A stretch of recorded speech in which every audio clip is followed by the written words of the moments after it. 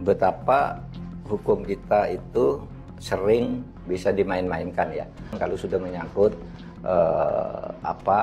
pejabat atau mungkin menyangkut duit. Ini kriminal yang jahat di pengadilan-pengadilan yang sekarang banyak tidak melibatkan pejabat-pejabat yang tinggi-tinggi amat yang punya kepentingan politik, punya mainan politik, punya kepentingan bisnis. Ini tingkat polisinya nih, enggak benar. Bukan soal bisnis, ini kejahatan. Wah, saya hormat sama Pak Mahfud. Pak Mahfud itu orang jujur, orang berani yang kami tahu selama ini. Ini bukan sekedar unprofesional, tetapi menurut saya memang ada permainan. Ada aroma profesional itu orang mungkin kurang cakap, kurang hati-hati, itu tidak profesional. Tapi kalau ada permainan untuk melindungi seseorang atau mendapat bayaran dari seseorang untuk mengaburkan kasus, itu sudah sebenarnya sebuah permainan yang jahat. Masyarakat tidak akan mengharapkan kepuasan, keadilan apabila tidak dilakukan tim pencari fakta untuk mencari fakta apa sebenarnya rahasia di balik skandal ini. Siapapun polisi yang masih punya harga diri, tunjukkan taring kalian, tinggikan kehormatan kalian dengan membuka kebenaran. Cuma di Konoha, hukum jadi mainan, polisi bebas main tangkap-tangkap. Polisi menyusahkan rakyat melindungi pejabat. Polisi hanya ujian skripsi dan dosen pengujinya seolah netizen Indonesia. Kenapa? Getar-getir ya? Akhirnya asal tangkap agar polisi kelihatan sigap dan kelihatan kerja. Miris, ironi sekali. Rakyat dituntut taat aturan, penegak hukumnya sendiri main-main di balik layar. Kasus Sambo kalau nggak viral juga nggak bakal keungkap. Termasuk juga saat ini. Kasus Vina kalau nggak viral juga nggak bakal di-up. Tenggelam begitu aja. Indonesia dalam keadaan gawat darurat. Hanya demi melindungi kepentingan segelintir pejabat. Nama baik instansi hukum sekarang taruhannya. Jangan sampai penjahat sekelas pejabat anggap profesi terhormat kalian bisa dibeli pakai uang. Jangan mau disuap demi pengalian isu. Jangan sampai masyarakat bicara, kalian penegak hukum gak bisa kerja. Apa yang kalian takutkan jika mengungkap kebenaran? Mahfud MD belak-belakan bongkar mafia hukum dalam kasus Vina Cirebon. Mahfud mengungkap ada permainan mafia hukum dan campur tangan pejabat hingga bobroknya polisi yang menangani kasus Vina. Betapa hukum kita itu sering bisa dimain-mainkan ya. Saya tidak ingin katakan bahwa selalu dimain-mainkan, tapi sangat sering dimain-mainkan kalau sudah menyangkut pejabat atau mungkin menyangkut duit. Kalau saya katakan hukum kita selalu dimain-mainkan, saya salah, karena kasus hukum di Indonesia itu ada puluhan ribu, ya kan? Ini ada kasus 1, 2, 3, 4, 5, 6, 7, 8, 10 dan sebagainya itu. Artinya ini bagian dari penyimpangan.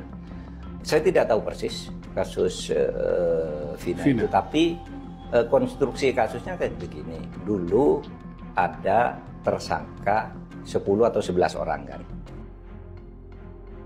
untuk pembunuhan Vina itu. Lalu diajukan ke pengadilan. Itu berita acaranya kan ada 10 atau 11 orang. Diajukan ke pengadilan, yang 3 lari, yang 8 udah dihukum. Nah, sesudah muncul Vina sebelum 7 hari itu, lalu kasus ini muncul lagi. Lalu yang dulu lari itu kemana orang gitu? Itu kan resmi diumumkan buron 3 orang, namanya ABCD. Nah, ini baru muncul kasus ini, sehingga saya berpikir ini bukan sekedar unprofesional, tetapi menurut saya memang ada permainan. Ada aroma profesional itu orang mungkin kurang cakap, kurang hati-hati, itu tidak profesional. Tapi kalau ada permainan untuk melindungi seseorang atau mendapat bayaran dari seseorang untuk mengaburkan kasus, itu sudah sebenarnya sebuah permainan yang jahat. Nah, saya cenderung ini lebih dari unprofesional. Ya, ada permainan. Kenapa? Dulu dia hadirkan 8 karena katanya yang 3 sudah lari, 8 sudah dihukum penjara. Kalau tidak salah ada yang dihukum seumur hidup ya. Hukumannya panjang-panjang. Lalu yang 3 ini dilupakan sampai 8 tahun muncul lagi. Baru muncul di film sekarang. Baru muncul di film, baru orang kaget lagi. Lalu dibuka lagi. Konyolnya lagi, Padahal dulu resmi di dalam berita acara, resmi di dalam rilis yang diumumkan itu bahwa buron 3 orang. Sekarang sudah mulai ketahuan ada 2 masalah. Satu, Peggy ditangkap. Sementara mulai muncul kesaksian bahwa orangnya bukan itu. Dan Peggy-nya sendiri mengaku tidak tahu Peggy yang sekarang ditangkap. Apakah Peggy ini namanya yang sekarang ada? Apakah ini bukan sekedar kambing hitam? Ya kan? Lalu yang kedua, yang 2 orang yang buron ini kok sekarang dibilang dulu salah sebut. Mana ada orang sudah nyelidiki lama kok salah sebut ketika sebegitu profesional harusnya tiba-tiba alasannya gitu. Salah sebut. Sehingga lalu dianggap tidak ada tuh, hanya satu, hanya Peggy. Peggy itu pun diragukan. Nah ini carut marut hukum. Saya kira kalau Pak Prabowo menyelesaikan masalah-masalah gini tidak akan merugikan posisi politik dia, posisi ekonomi pun tidak. Ini kriminal yang jahat di pengadilan-pengadilan yang sekarang banyak tidak melibatkan ke pejabat-pejabat yang tinggi-tinggi amat, yang punya kepentingan politik, punya mainan politik, punya kepentingan bisnis. Ini tingkat polisinya nih, enggak benar. Bukan soal bisnis, ini kejahatan. Pernyataan Prof. Mahfud ini diimpikan publik, Pak.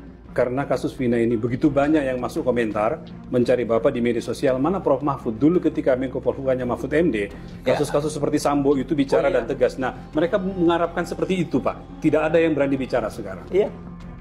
Ya, dan saya ya sekarang bicara hal-hal seperti itu ya di luar soal pemilihan kayak itu tuh sudah malas saya itu, rekayasa politik.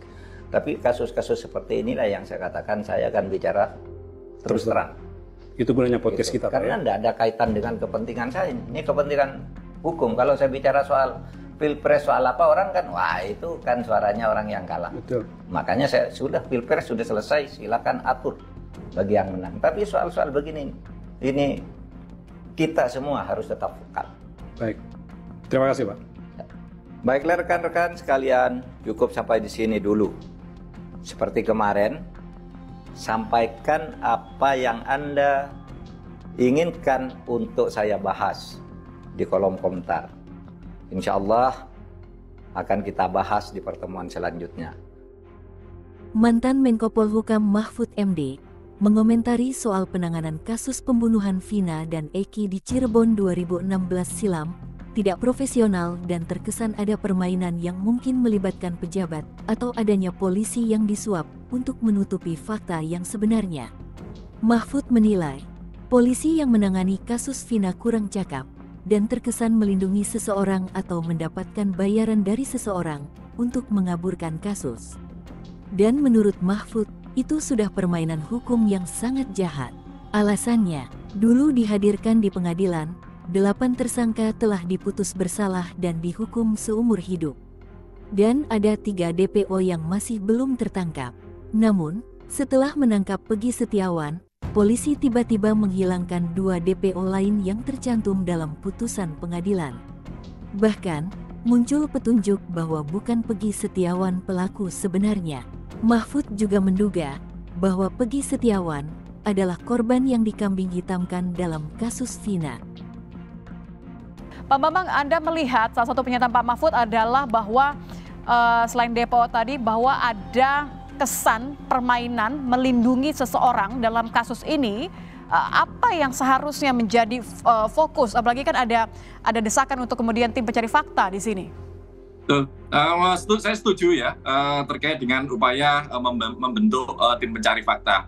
Karena kasus ini sudah 8 tahun, tentu TKP juga sudah sangat berubah, kemudian daya ingat saksi-saksi juga tentu akan bias. Makanya tim pencari fakta ini penting untuk meluruskan dan